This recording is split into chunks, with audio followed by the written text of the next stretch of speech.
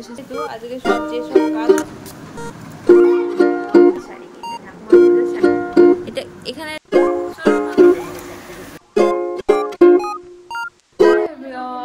Good morning and welcome back to my channel. আশা করি সবাই ভালো আছেন এবং সুস্থ আছেন। তো এখন ঘড়িটা কাটা হচ্ছে 12টার ঘরে, তবুও আমি গুড মর্নিং বললাম কারণ এটা বললে বেশ ভালো লাগে, তো সেই কারণে।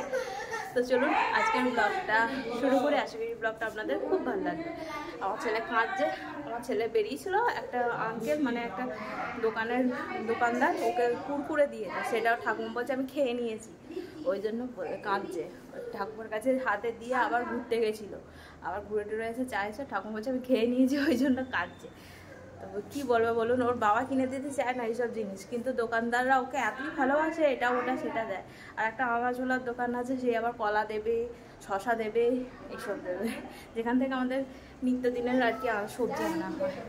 এই হচ্ছে ব্যাপার। চলুন দিনটা স্টার্ট করে আসলে কি খাবি, কি খাবি, কে দিয়েছে, তুই কেন নিয়েছিস? আঙ্কেল দিয়েছে, তো তুই বলবি তো আমি খাই না, ওটা পেটে লাগবে। যে কুরকুরে দেখা, সোজা করে দেখা, আমাকে দিতে হবে। কোথায় কোথায় ঘুরলে? হ্যাঁ, কোথায় বেড়া গেছিলে? সাইকেল ছাড়াতে? আর আমাকে যে তুমি নিয়ে গেলে না, তুমি তো কি আমি রান্না করব ওই জন্য নিয়ে যাসনি। আজকের মেনু হচ্ছে সব রকম সবজি দিয়ে তরকারি, আর এখানে আছে বেগুন ঝাল হবে, বেগুন ঝালের জন্য বেগুন ভেজে রেখে দিয়েছি। এদিকে ডাল হয়ে গেছে, ডালটা সকাল সকাল আমি করে নিই, এই যে করে আপনাদের দেখানোর জন্য একটু নাড়ি দেখাই। মুগের ডাল করেছি, এই হচ্ছে আজকে রান্না বান্না। আর এই যে বান্না করবো বলে এটা করে রেখেছি ঠিক করে। আর দেখছেন টমেটোর সাইজ, একটা টমেটোই মনে হয় 500 ওজন হবে।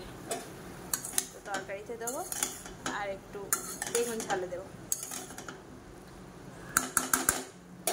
ওয়েদারটা একদম গুমোট করে আছে, আজকে বলছে বৃষ্টি হবে, বিকাল থেকে বলছে বৃষ্টি হবে, তো দেখা যাক বৃষ্টিটা হলে একটু শান্তি হবে।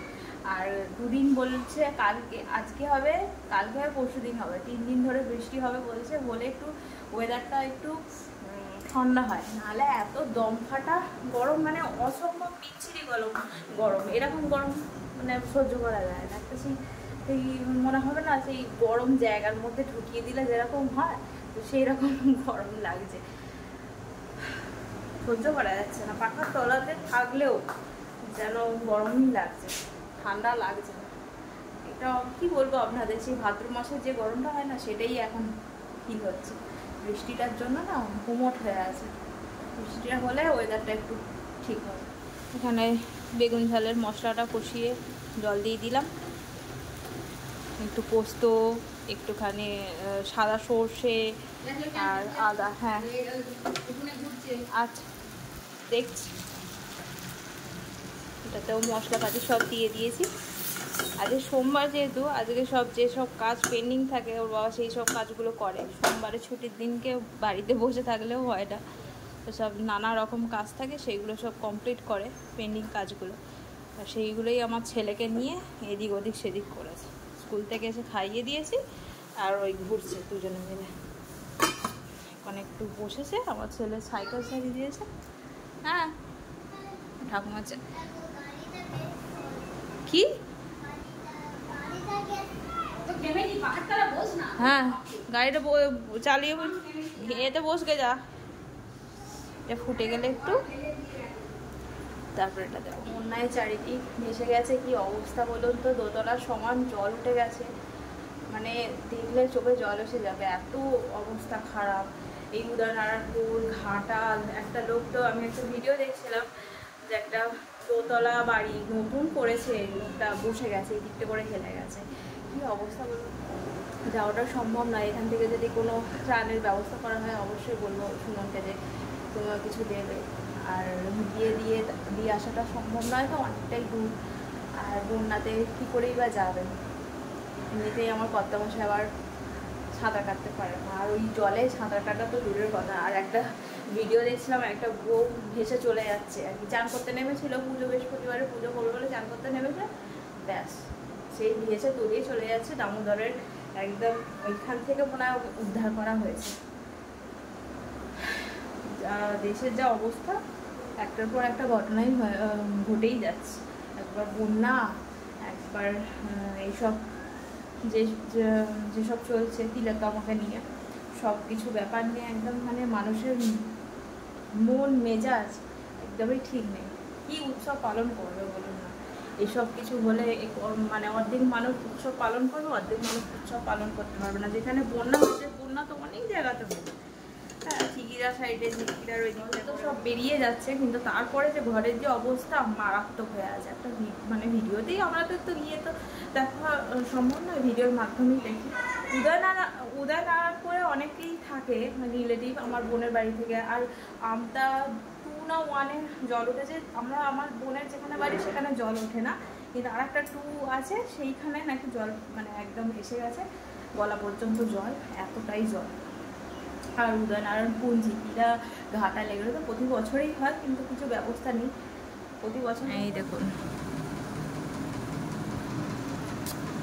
ঠাকুরের হচ্ছে দোল্লায় আগমন, ফল মরক দেবীর ঘটকে গমন, ওই জন্যেই এই সব হচ্ছে দেখছেন। এইগুলো কিন্তু দেয়া থাকে, কিন্তু বাস্তবে কিন্তু ফলে বলুন, দেয়া থাকে কিন্তু বাস্তবেও ফলে বলুন। যেটা যা দেয়া থাকে সেটাই হয়, কিন্তু দোল্লায় আসলে বলে ঝড় বৃষ্টি এসব হয়, সেটাই হচ্ছে। চারিদিকের অবস্থা খুবই খারাপ। আবার পুজোর সময় বৃষ্টি হবে বলেছে। এত গুমোট রাখলে লোক তো এমনিই হাত ফেল করে মরে যাবে। যাদের হার্টের সমস্যা তারা এমনিই মরে যাবে। চুলটা আগলে নেই, সিঁদুর পরি করছেন আপনারা? নখ কাটা হচ্ছে, বাহ। হ্যাঁ, তুই আনবি জল? আচ্ছা ঠিক আছে। এই যে মেঘ করে এসেছে, যা গুমোট রেখেছে, একটু পরেই বৃষ্টি হবে বলে। এই বৃষ্টি হওয়ার আগে যে গুমোটটা থাকে না, সেই রকম গুমোট হয়ে আছে। আজকে থেকে বিকাল থেকে বৃষ্টি হবে। বিকালে একটু বাইরে বেরোনোর আছে, মায়ের শাড়ি কিনতে যাব। তো বৃষ্টি বললে আর কী করে যাবো, দেখা যাক কী হয় না। শুয়ে রেস্ট নিয়ে খাওয়া দাওয়া হয়ে গেছে। গুড ইভিনিং বন্ধুরা, এখন ঘড়ির কাটা হচ্ছে 6:30 ঘরে। তো এখন আমরা একটু পড়তে বসবো, এখন হোমওয়ার্কটা করে নেবো, তারপর আমরা কোথায় যাবো? ঘুরতে। ঠাকুমার শাড়ি কিনতে। ঠাকুমার পুজোর শাড়ি হয়নি, ঠাকুমার পুজোর শাড়ি কিনবো। ঠাকুমা বলেছে 8 পরে পরার, ঘরে পরার নরম পাতলা শাড়ি নিয়ে আসতে, তো সেই কারণে আমরা যাবো। তোর বাবা গেছে দাড়ি কাটতে, আমি রুটি করে নিয়েছি, ছেলেটাকে হোমওয়ার্কটা করিনি, কালকে স্কুল আছে, তো সেই কারণে করিয়ে নিয়ে তারপরেই আমরা যাবো। ও আসলেই, সময় আসলেই। হালকা হালকা সর্দি কাশি হয়েছে, তাও বলছে জামাটা পর, এত গরম এত গরম, সর্দি কাশি হবে না? ঘাম বসে সর্দি হয়েছে। বসো বসো, ঘাম বসে সর্দি হয়ে গেছে। চলো দেখি তো তুমি কীরকম লিখেছো, এখন কি লিখতে দিয়েছো? এটা এখানে DEF লেখনি কেন?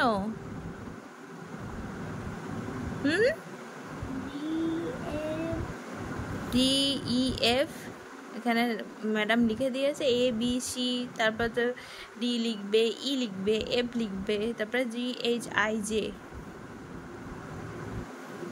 লেখো। লিখতে দিয়েছে A থেকে Z পর্যন্ত, লিখে ফেলো। Goodbye. বন্ধুরা রেডি হয়ে গেছি, যাওয়া যাক।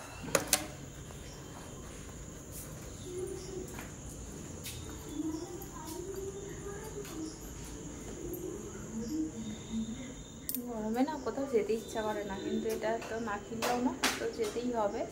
তো এটাই হচ্ছে লাস্ট আমাদের শপিং এই বছরের মতো। চলুন গিয়ে কিনে নিয়ে ফটাফট চলে আসি বাড়ি। তাও কালকে স্কুল আছে ছেলের, তো তাড়াতাড়ি যাবো, চলে আসবো। তাও যাবো করে 7:30 বেজেই গেল। চলুন বন্ধুরা, অন্যান্য দিনের মতো এবারে আর পুজোতে সেরকম বাজার হাটে ভিড় নেই, আপনারা দেখতেই পাচ্ছেন, একদম ফাঁকা ফাঁকা। যদিও সোমবার ছিল, তাও জামা কাপড়ের দোকান পুজোর সময় সোমবার খোলা থাকে, বেশিরভাগই দেখছি বন্ধ আছে আর ফাঁকা একদম। তো তো আমরা যে দোকানটায় যাই সেই দোকানটাতেই যাব আর কি। আমরা ওখান থেকেই আগাগোড়া কিনে থাকি আর কি। আমার শাশুড়িমা বলে থাকেন যে আমরা ওখান থেকেই কিনি, মানে সুমন তারপরে দিদি ওরা সব যখন ছোট ছিল এখান থেকে জামা কাপড় কেনা হতো, তখন আর বাইরে যাওয়া হতো না, শ্রীরামপুর কলকাতায় সব সাইডে যাওয়া হতো না, এই দোকানটা থেকেই কেনা। প্যান্ডেল শুরু হয়ে গেছে, দুর্গাপূজার প্যান্ডেল।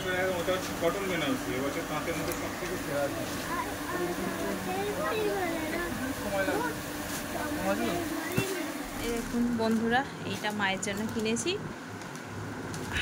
আর দেখা তো বেরোতে চাইছে না।